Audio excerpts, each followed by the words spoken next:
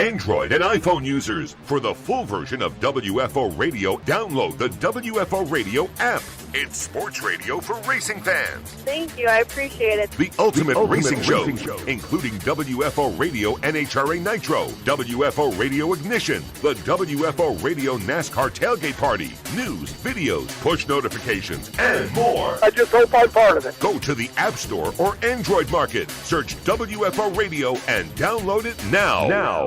We're going to get started with our post-race media availabilities from today's FanShield 500 here at Phoenix Raceway. We are joined by members of our race-winning team, which was the number 22, Shell Pennzoil Ford from Team Penske. We are joined by President of Penske Corp, Bud Denker, and Crew Chief Paul Wolfe. We will open it up to questions. Please raise your hand, and we will get a wireless microphone to you. We'll start in the back with Wolfgang. Wolfgang Munzer from Germany. Paul, congratulations. Just a question from yesterday's qualifying to the race. Did you make significant changes to the car?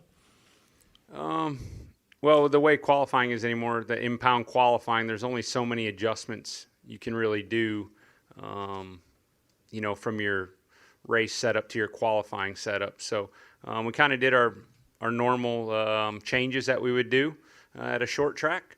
And, obviously we didn't qualify where we were hoping. But we knew we had a good car and race trim in both the practices on Friday. So, we have to learn still. We didn't do a mock qualifying run in practice, so it was kind of a first shot at it with Joey and just trying to understand and learn where he wants to be with the setups under our car for race trim. So something we got to be better at for sure, but the encouraging part was the car had a lot of speed and the track was capable of having multiple lanes, and we were able to move forward pretty quickly. We're going to go to Jeff and then Bob. Jeff Gluck from The Athletic. Paul, at the end, everybody was, well, not everybody, but most of the people were on different strategies of when they decided to use their last set of tires. Why did you decide to use your last set when you did? What was your thinking going into that? Well, it was a tough decision. Initially, I was going to stay out. It wasn't a lot of laps on the tires. But when Joey told me the balance of the car was tight, and I knew the Ford was better than us at that point, I knew staying out was not going to win us the race. And it seems like with this tire, the more cycles you put on it, your balance seems to get tighter for us and gets worse. So it's not necessarily, the amount of laps sometimes. It's how many times you get them hot and then they cool back down. It just seemed like for us it would make our car worse. So ultimately, once I knew staying out wasn't going to win us the race, I told him to come on down and see what happens. We'll put our tires on, and he's so phenomenal today on the restarts and the positions he could gain. That was really key as well, being able to, because I think on that restart, Harvick pitted with us, but we were 4, 5, 6 cars ahead of Harvick, I think, when all the dust settled there once everything after the first lap or two. So that was really why we pitted. Like I said, this new tire combination for us here, I think put on a great race. Hats off to Goodyear. It not only had more grip and the fall off that the teams look for, but it was also durable. I don't think we saw any tire issues today, and we had seen some of that in the past. So I think that was great and helped towards putting on a great race. We're going to go to Bob, then to the back of the room, and then to Dustin. Bob Hockers, Fox Sports. Paul, I know you might be biased since you won today, but is this the package? Is this the right package for the championship race in November? It was very encouraging, the racing we saw today. I don't know if it's the right, but it was a step in the right direction for sure. Like I said, there's multiple things involved there. One was the lower downforce, which I think was obviously good.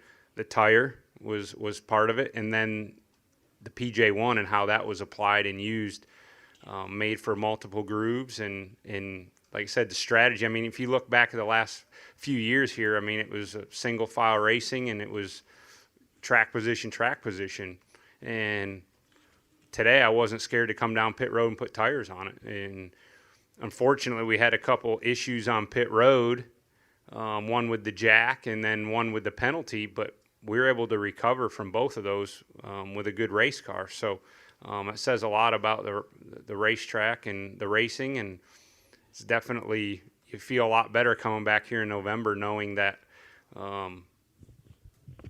the fastest cars still kind of find their way to the front, and maybe the way things were the last couple of years, that wouldn't necessarily be the case. So I think it's good for November. We're actually going to skip to Dustin. Dustin Long, NBC Sports. Had a couple questions for you, Paul. Todd Gordon had talked about after one of the races when Ryan had the tire problems earlier on this West Coast swing. He's just like trying to understand, how Ryan runs and getting adjusted to a new driver. Obviously, you're having to do that. This tire was certainly something that wore a little bit more. How did you able to do that with Joey, and how have you been able to do that so far where maybe you haven't had some of the missteps, or maybe you have and they just haven't been as glaring? Yeah, I mean, it hasn't been a perfect year for us so far. Obviously, I was a bit embarrassed of how we ran at Fontana. We started the race well, but we finished 12th, and when you have one of our team cars contending for a win, it just meant we missed it as a group, communication and trying to understand where we needed to be. So that was frustrating, and I knew coming back to Phoenix this weekend, we really needed to get back and run in the top 5 where we should be. But there's definitely a learning curve there. I think, where we race today is a lot of what I've been able to build the setup over the years with Brad here. And really the 2 and the 22 were very close on their setups today. And as you could see, both cars ran up front and led laps and were contending for a win. So it says a lot about, what we've been able to do as a company and how well we work together. And we need to, obviously continue to do that as we move forward. Also, the pit stop with the jack, what happened there? And also, your guys were able to kind of react quickly. I'm assuming that's not something that is normally practiced every day, is a chaos situation like that. Certainly, it could have been worse or could have turned into a Keystone Cops type situation. Yeah, absolutely. I mean, the guys did recover well. Not sure exactly what the issue is. Obviously, he just went to jack it up and it wouldn't jack. So trying to understand what failed or why it didn't is one problem, but the recovery was key. There was a second jack right there on the other side of the wall, and he was quick to remember that, and there was no, I mean, it was one jack right to the next and didn't miss a beat. So that was good to see, but obviously we don't want to have those issues, and we'll need to go back and understand exactly what happened. I'm going to go to the back of the room here. Renaud Lacroix from France. Question to Paul. You already talked about the downforce package, but Goodyear introduced a new tire compound today. And what did you think of it? What does it bring really to you in terms of handling and anything on the car and grip? Yeah, no, I think you could definitely tell the difference in grip and how the balance of the car would change. I think you would see speed out of the tire faster right away, where in the past with the old tire, sometimes it would take 10 laps to run your fastest lap, where with this tire having more grip, you would get speed right away. But you definitely had to manage the tire more. And like I said, as you would put cycles on the tires, it would change the balance of the car a good bit. So it made the need for new tires worth more. And as you saw, guys would pit for tires quite often where we would never see that in the past. It will be used also in Richmond, as I was told. Do you expect the same handling, the same grip from the tires in Richmond? Yeah, well, Richmond's totally different surface and different race in general from what we've seen. That's always been a track where the tires would lose grip over a run quite significant, and it was never a question of whether you would stay out or come in for tires at Richmond. You would always put tires on it. So as far as what the actual compound, I don't know if it's going to be exactly the same, but definitely what we saw today was great out of the tire. I mean, I know Goodyear's always in a tough spot when we try to talk about more grip and fall off in the tire, but then you always get the durability part. We don't want to have failures and guys blowing tires. So that's where I say I feel like they did a great job of coming up with a combination that had the grip, the fall off, but also had the durability, and it really made for a great race. Thank you. Bud, we're not going to let you off the hook that easy here. Can you talk a little bit about the impact of this win on Penske Corp? And it's been a pretty strong start here with 2 wins, especially with the 22 team. Yeah, we had. It was a, you know, I guess if you're a professional batter or baseball player, any team, you like to have a 500 average, wouldn't you? So far, we've got that 2 out of 4 races here. Amazing, and it also shows the way the teams have gelled so much. If you remember, just in January, we changed everybody around. It wasn't before the holidays; after the holidays, we did that.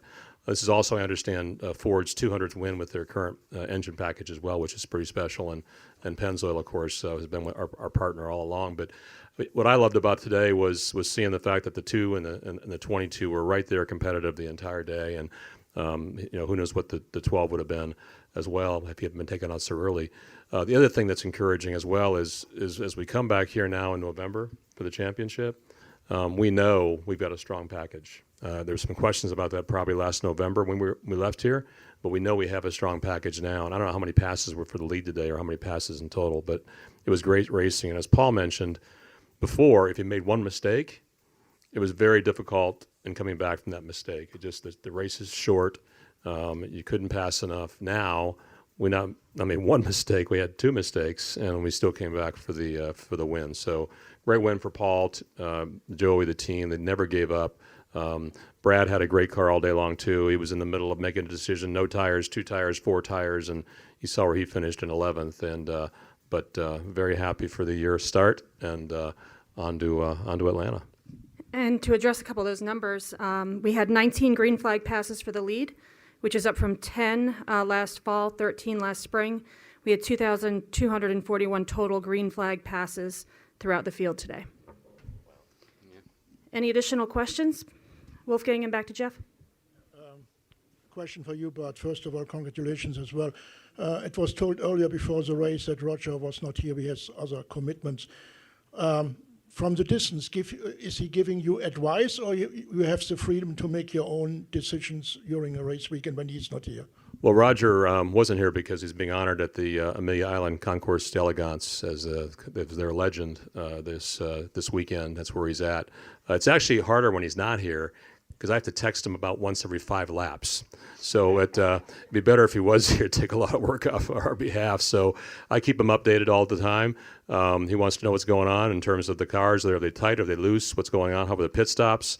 What are they saying on the radio? But no, the teams are making the calls. They're the ones that are in charge of it. You know, Roger's the biggest cheerleader like I am in terms of the support he provides. But no, it's Paul and it's the team's calls that make it happen on the racetrack, not ours. Going to go to Jeff and then Lee.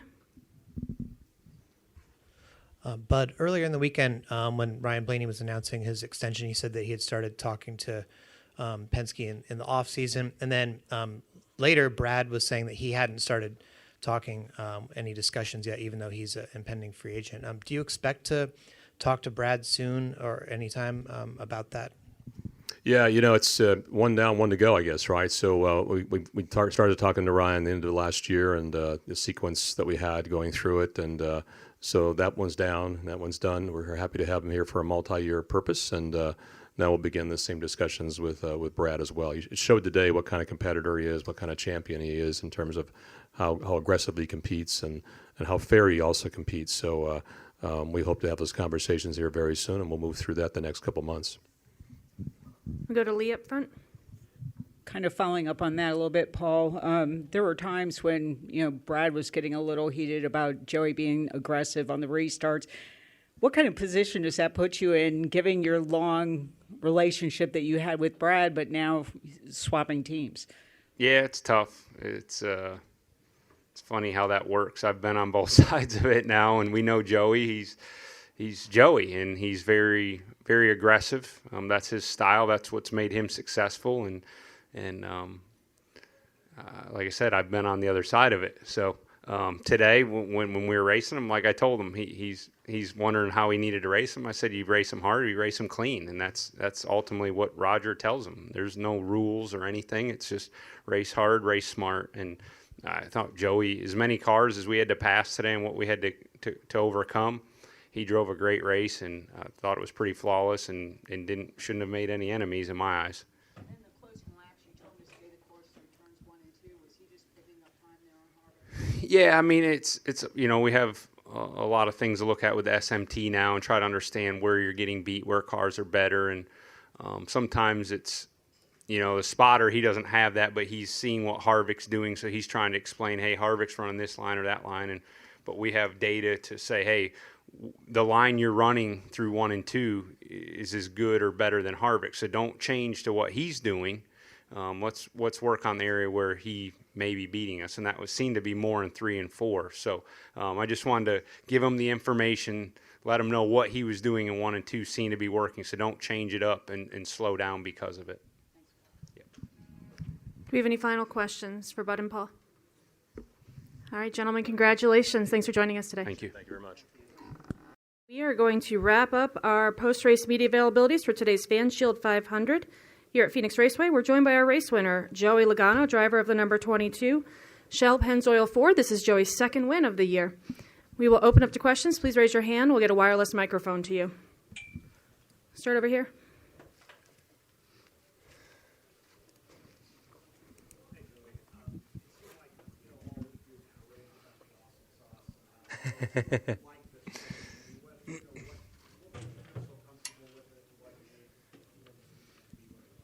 First off, I hope this term "awesome sauce" is really kicking in, like it's going to work. But boy, just hats off to NASCAR for collaborating with the teams, the track, and ultimately putting on a way better race than what we saw here last year, which is a combination of a lot of things that made it a lot better. Obviously, the smaller spoilers allowed us to race. A softer tire had more fall off. And then with the awesome sauces up top, really put an extra, wrench into the race to where, we showed up here, saying, I don't really know what we're going to fight. I don't know what to do. And even before the race, I was like, well, I don't know how this top's going to work out, if it's going to wear off, what's going to happen on the long runs to the short runs and restarts. There's just so many unknowns, and those unknowns made it a great race. But even as the teams figured it out throughout the race, it still produced good racing, where cars were able to pass, were able to get close to other cars and do things, just a way better short track package than what we had last year. 550 stuff works good for, racetracks like we're going to next week. But, at a place like this, I think we saw the complete opposite. So this is working well. You're going to come to Bob and then go to Lee. Bob Pockers, Fox Sports. He kind of answered my question, but did it work about the way you expected? I mean, when I saw you Friday night, you were like, I can pass. Mm-hmm. or was there any part of this that surprised you or was unexpected? Not a lot. When we were here last year, I felt like it was applied pretty light, whereas a lot thicker this time, stickier. So, I think that really made it come in. They did a good job keeping it pretty clean throughout the races. After the Xfinity race to today, they did a lot of work to try to clean it, which is key. That's kind of the biggest problem with this stuff is all the dust and little rubber marbles and everything that comes off our car that used to go all the way to the wall. Well, now it gets stuck to the racetrack because the stuff's so sticky. It's just like walking on the pit boxes, before the race. It rips your shoe off. Well, it's the same stuff on the racetrack, so it catches every little piece of dust there. So I felt like they did a good job last night or this morning whenever they did it, just scraping off all the garbage, for lack of better words, on the racetrack and being able to keep it clean to where, it came in pretty quick in the race. And, it was the dominant lane. At times, but it wasn't like the bottom was so bad that you couldn't do anything. It was just the right amount. You don't want to make it, the dominant lane to where you can't pass because everyone's stuck up top. You don't want that either. So it's kind of a combination of both. So I thought they nailed it for the distance from the bottom and all that. I thought it was really good. We're going to go to Lee and then go over here to the right. LeeSpencerRacingBoys.com. As Bud Denker was in here earlier, said you're batting 500. I mean, is it pretty remarkable to you, despite changing teams? Here you sit, 2 wins out of 4 races this year. I mean, that's pretty stout. It's nice. It's early. A lot of things can happen, but I feel like Paul and I and the engineers have really have an open line of communication, which has been nice, to where, hey, if any of us feel like we're failing in the department, we're going to say it. And I'm good with that. They're not the most fun conversations, but we're going to talk about it. Whether they think I'm, driving the car wrong or something I need in the car, it's open. And I think that's what's made us strong so far. And I think we kind of set that as a standard to start this relationship, is that we need to be open and leave our feelings at the door. And it kind of seems like that's the way it's been, which is good. A lot of runway ahead of us still to be better. The races that we've won, today we were pretty quick. I'd say we were pretty quick in Vegas, but neither one were we a dominant race car. And I think that's the goal, we want to go out there and dominate a race. We can get to the lead. We can do a lot of things today to be fast. We can recover from a few issues that we had throughout the race. But we weren't the dominating race car. And I don't think there really was one, but we were close enough to put ourselves in position like we did at Vegas and be able to make it happen there. Going to go over here to the right and then go to Wolfgang. This is Johnny Crane of the Lumberjack. You mentioned how you want to dominate a race. What's the significant strategic adjustment you have to make that dominant race possible? Well, you just got to have faster cars, right? And we're always looking to have faster race cars, and I say we, a lot of me too in qualifying, just missed it a little bit and qualified 13th, and which wasn't an ideal situation. So, in the beginning of the race, we passed quite a few cars. Was able to get some stage points, but we weren't able to get out front and just check out. When we got out front, I still had my hands full with the 4. Just to be able to, we needed more long run is really what the biggest thing was here today. Is a little bit more long run speed. Go to Wolfgang. Wolfgang Monzer from Germany. Joey, congratulations. Actually, 2 questions. Number 1, at the end, the gap to Harvick was 0.27 seconds. Were you fearing it was maybe that he placed another attack to you before the race was over? Did I feel like what? I'm sorry. You were fearing that the gap at the end was only 0.27 seconds. Oh, yeah. I saw him. Yeah. I saw him. I felt him. So you had him under control. You were not fearing that maybe you can try something? I mean, I felt like he was close enough that he could have done something, especially, we came off on the restart off of turn 2 down the back straightaway, and he was lined up right to me. I was like, this is not a good place to be.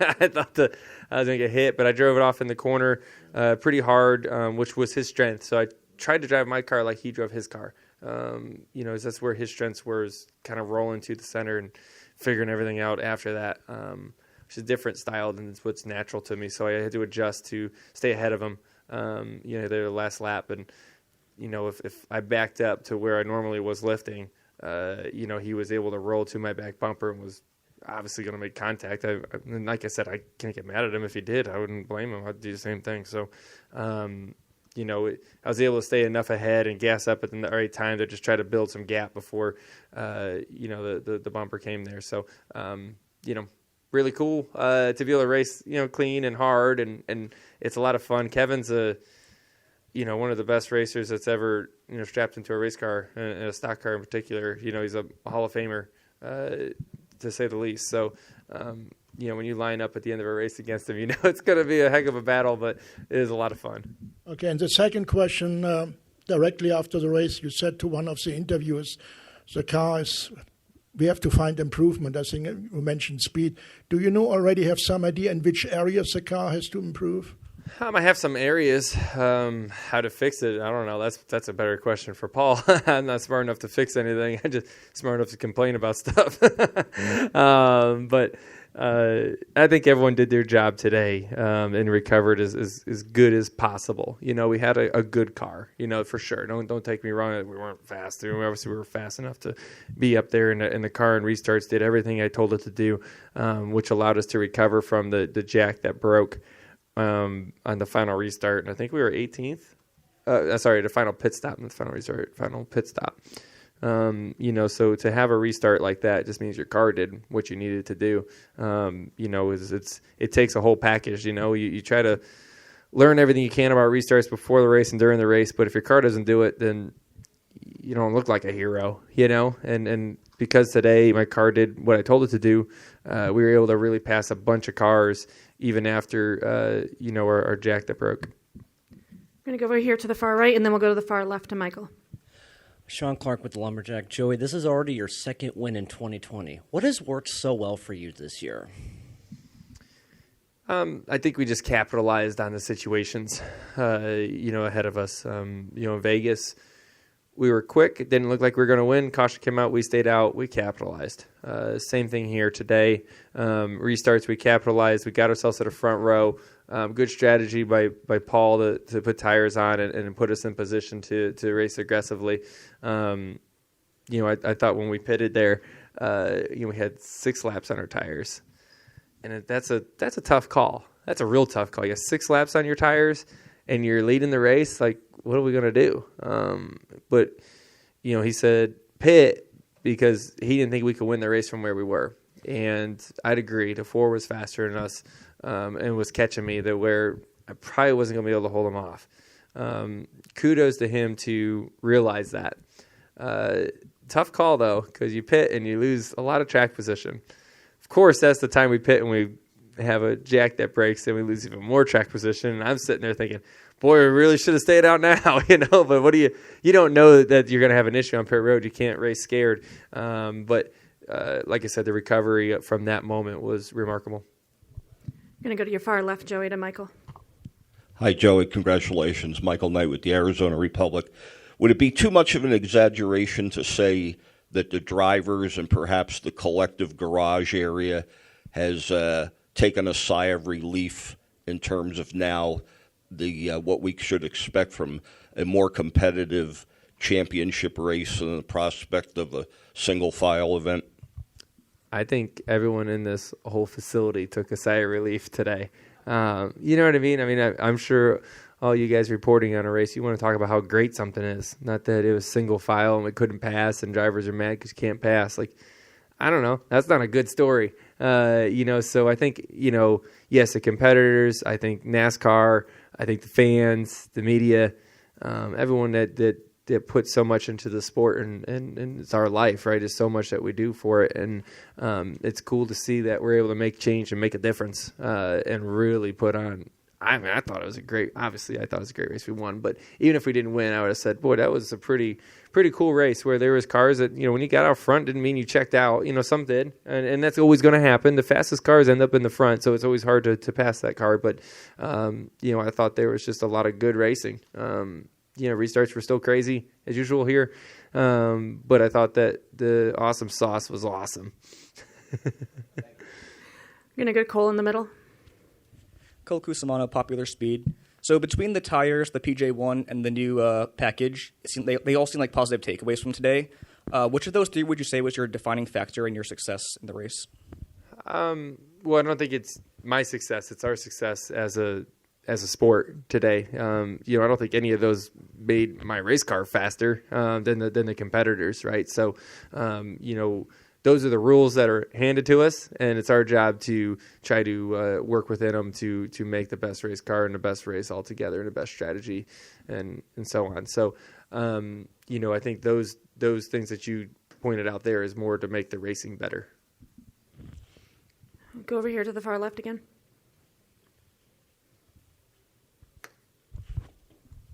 John Harville, NM Motorsports Report. I was wondering, for the restarts, they were pretty dicey, and we saw a couple cautions right after them. And I feel like I didn't really see that as much last year, so I was wondering if you thought that was because the cars are so much more harder to drive this time around.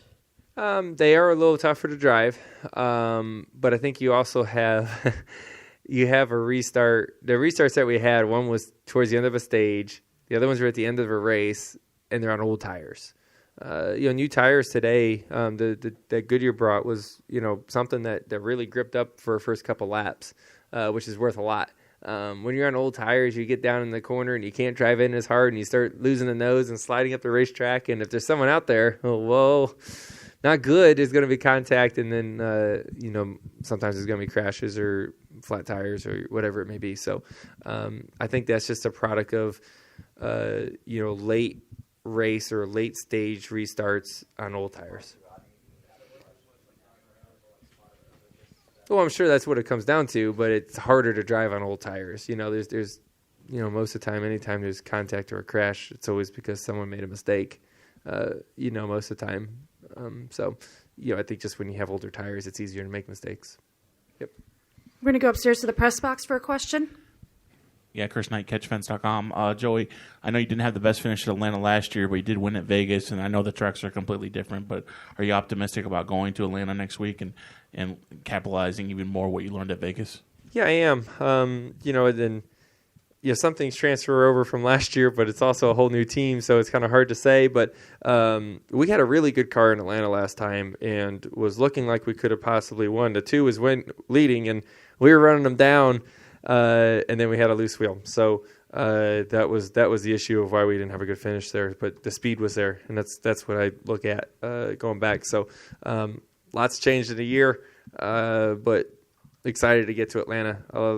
I think every driver loves that racetrack. It's just such a cool place on just old surface and good racing. So and then I lived there for 6 years, so kind of like a second home track for me. So raced on that quarter mile a lot, and I've always said I wanted to win on that big track, and I've yet to do it. So hopefully next week it is. Going to go to the left side of the room. Jeff Demers, Heroes Media Group. Joey, even before your win today, what was your initial thoughts with the success that you've had here on the championship race being here in November? Honestly, it's been up and down here for our success. We've had runs that we've been consistently top 5 cars for a while, and then we went through a spell where we've been, 10th place cars or 15th place cars for a little bit, and everyone just keeps working and trying to get back. And I'd say the last year, and obviously this race now, our speed has come back at this racetrack, which is very important because hopefully this is the most important race that we've ever run when we come back here. For 4 drivers and teams, it will be. If not, it's just going to be another race. So you really want this to be the high pressure race for you. Do we have anything final for a race winner? All right, Joey, congratulations. Thanks for joining us today. All right, thank you. This is WFO Radio.